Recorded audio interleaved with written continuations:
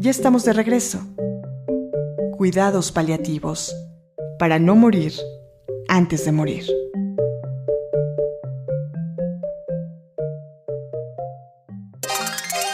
El paciente es un ser humano y no un número estadístico. Él tiene emociones y necesidades.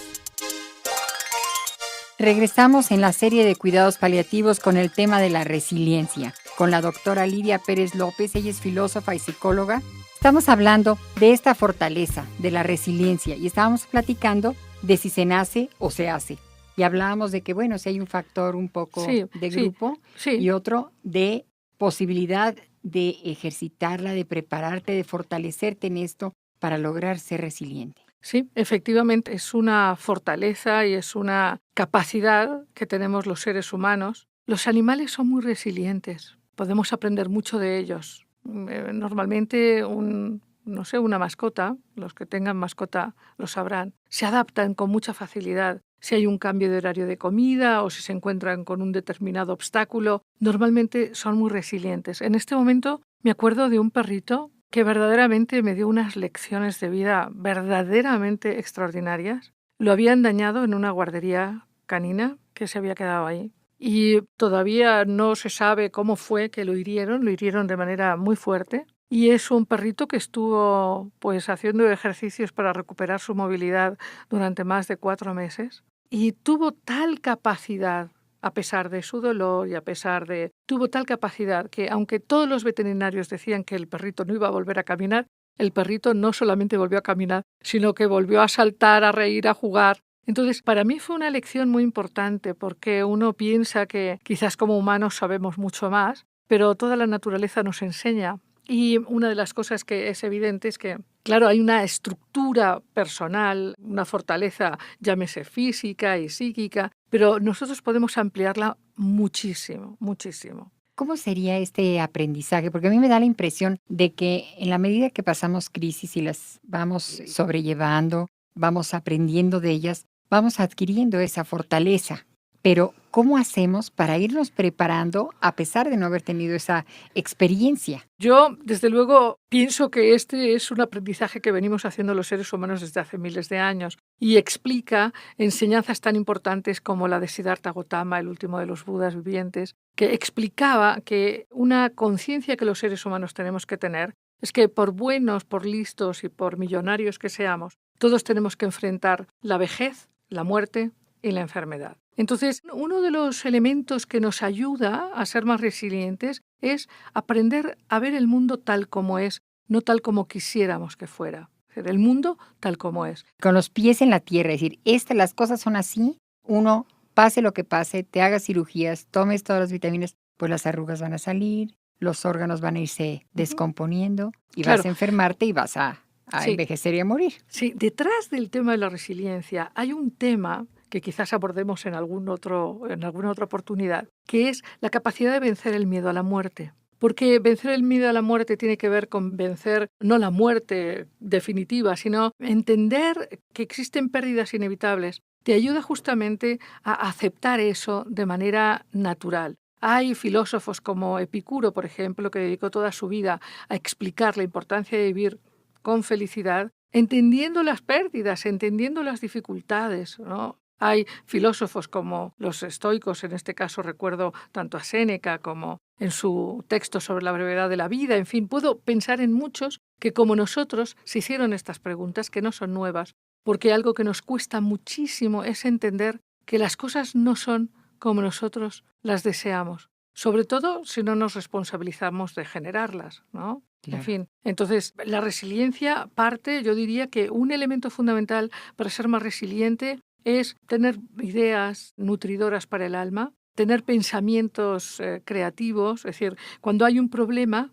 normalmente tendemos a la tragedia, tendemos a pensar cómo esa dificultad va a hacer que vengan otras muchas, ¿no? Me viene en este momento la historia que me contó un colega, me contó la historia de un niño que llegó a su consulta diciéndole que ya él se quería suicidar. Y entonces el colega le preguntó, pero tú, a tus 12 años, ¿por qué? Es que he suspendido mis materias de examen. Bueno, pero eso no es para morirse. No, dice, eso no. Pero lo que me va a pasar después, sí.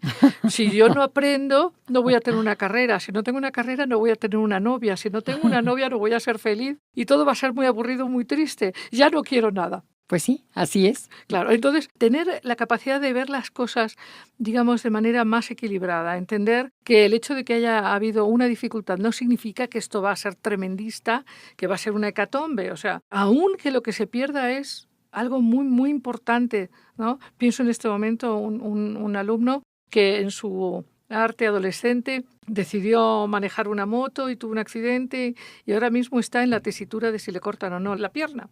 Entonces, bueno, alguien puede decir esto es muy terrible y mi vida ya va a ser terrible ya.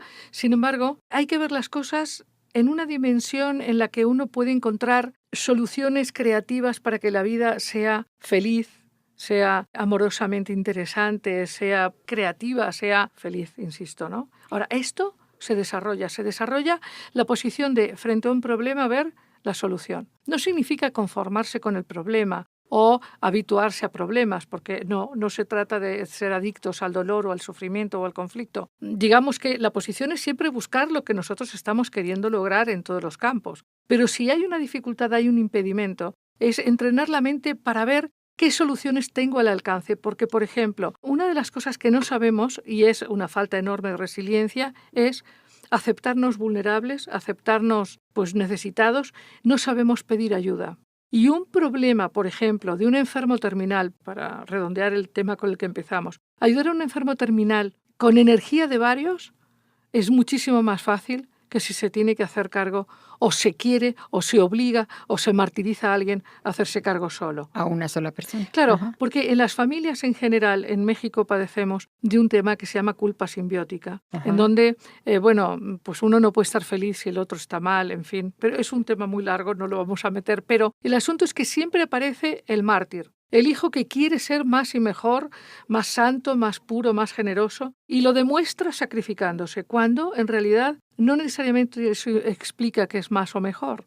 Yo creo que si hay varios hermanos, pues todos pueden ayudar de alguna manera. A lo mejor uno con tiempo, otro con dinero, otro con... O se pueden, no sé, distribuir las tareas, y eso suele ser mucho más sanador para todos, porque además obliga a establecer estrategias de acuerdo, a verse más a menudo, a recordar la infancia. A veces una circunstancia difícil puede ser, en un sentido misterioso, muy sanador y muy positivo si uno sabe pedir ayuda. Y si tiene esta resiliencia, es decir, estas fortalezas y que permitan que no quiera uno cargar con toda la responsabilidad, que además, como yo digo, a veces esas personas que creen que pueden y deben hacer todo, pues también es ejercer poder.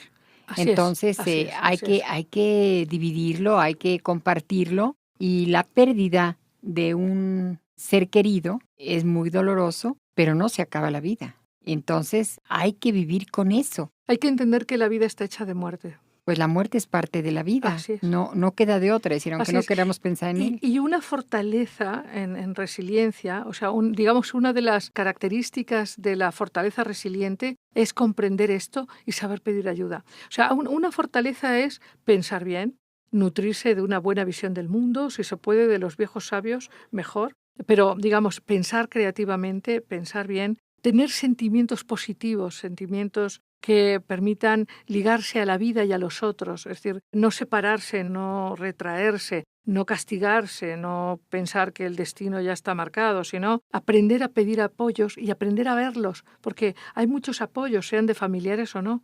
En el mundo estamos todos mucho más juntos de lo que pensamos. Somos todos parte de una misma realidad y saber pedir ayuda, yo diría que es una de las capacidades fundamentales de una persona resiliente. Tener esperanza, tener buenos vínculos, ¿no? Saber pedir ayuda, pensar de manera creativa son elementos fundamentales. Desde luego, todo esto centrado en algo de lo que yo creo que nuestros radioescuchas habrán oído hablar mucho, que es autoestima. Es decir, tener confianza en que uno va a poder resolver, que uno va a poder transitar eso. La autoestima es la característica base que permite desarrollar más y más capacidades. Maestra, yo quisiera que nos hiciera favor de darnos un teléfono, un correo. ¿De dónde puede la gente acercarse a usted para hacer alguna pregunta que quisiera investigar más sobre este tema que bueno, nos quedamos cortos de tiempo porque hay mucho de qué hablar sobre este tema. Bueno, con muchísimo gusto puedo mandarles mi correo electrónico, es lidiandoelfuturo de Lidia, lidiandoelfuturo, @gmail.com, y puedo darles un teléfono, el 55 59 68 23. Pues fue para mí un gran honor platicar con usted de este tema tan interesante y que a todos nos llega, porque ya estemos en una crisis o no, pues como usted bien dice, el día a día nos exige resiliencia. Pues maestra Luz Helena, ha sido para mí un enorme placer, y también estoy segura que los radioescuchas aprecian mucho su trabajo y su entrega en este proyecto de cuidados paliativos. Muchas gracias. Para mayores informes, comunícate al Centro de Cuidados Paliativos de México, IAP. Teléfonos 5235-0507, 5235-0508 y 5579-2827. Correo electrónico info@cuidadospaliativos.org.mx. Página web www.cuidadospaliativos.org.mx.